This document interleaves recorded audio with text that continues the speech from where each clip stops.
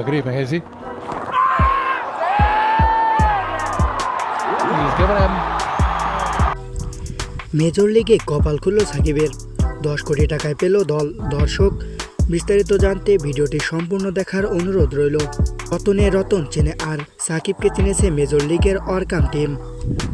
বাংলাদেশের সুপারস্টার সাকিব আল হাসান একবার নয়, তিনি বহুবার প্রমাণ করেছেন তিনি টি-20 ক্রিকেট লিগের একটা রত্ন। এবারও তার বিকল্প নয়।